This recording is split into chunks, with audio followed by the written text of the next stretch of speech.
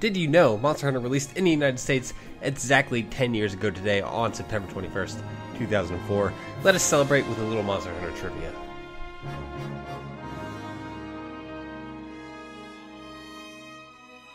There are more Monster Hunter games than you may think.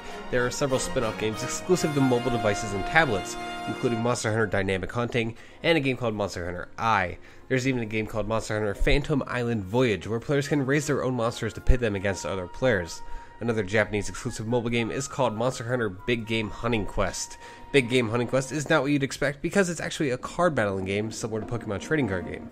In fact, the only internationally released Monster Hunter spin-off game is called Monster Hunter Dynamic Hunting, and it's available for iOS. In Dynamic Hunting, players hunt entirely through touch controls in an arena-like setting. There are even two MMO Monster Hunter games, although neither of them are available outside of Japan and China. Monster Hunter Frontier is an online Monster Hunter that is only available in Japan, and it has actually been online since 2007. It has dozens of new and unique monsters and equipment. Monster Hunter Online is much more recent and is only available in China.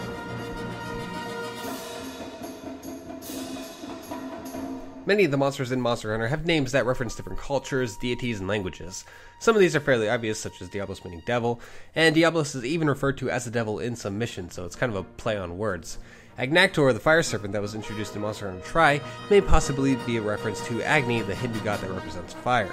Another example is Duramboros. Duramboros is actually a combination of several words and languages: Duro, which is Italian for hard, Ambula, which is Latin for walk, and Oros, which is Greek for mountain. Therefore, Duramboros is a walking mountain. One more example that I thought was interesting: in a blog post by Andrew Alfonso, Capcom's localization director for Monster Hunter 3U, he explains the name behind Nibblesnarf. They wanted to choose something similar to Gobule or Gobble, so they decided to base the name off the word nibble. They added snarf to the end of the bit because snarf is slang for eating something rapidly. But what I found was most interesting is that they almost didn't name it Nibblesnarf at all. In fact, it was almost called Bocavore.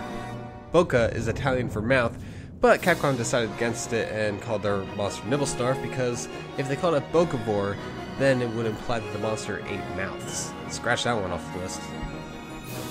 In case you didn't know, Monster Hunter is absolutely huge in Japan. While in the United States there's a new Call of Duty and Battlefield every year, in Japan there is a new annual release of Monster Hunter every year.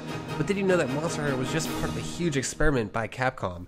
In order to make some new games and new IPs, Monster Hunter was developed by a new division of Capcom tasked with creating 3 new games with online capabilities. These games were, take your guesses now, these games were Automata Lista, Resident Evil Outbreak, and Monster Hunter.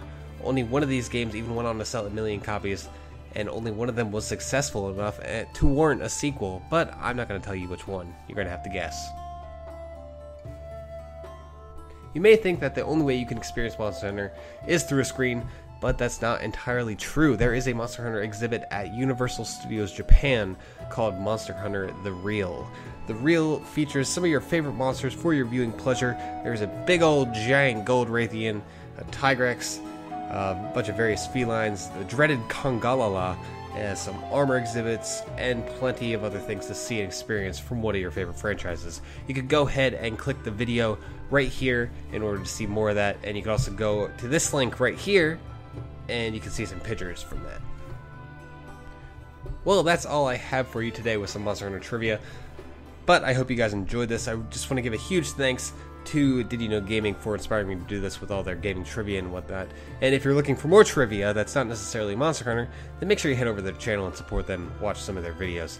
If you have any other trivia tidbits, then please feel free to leave them in the comment section down below.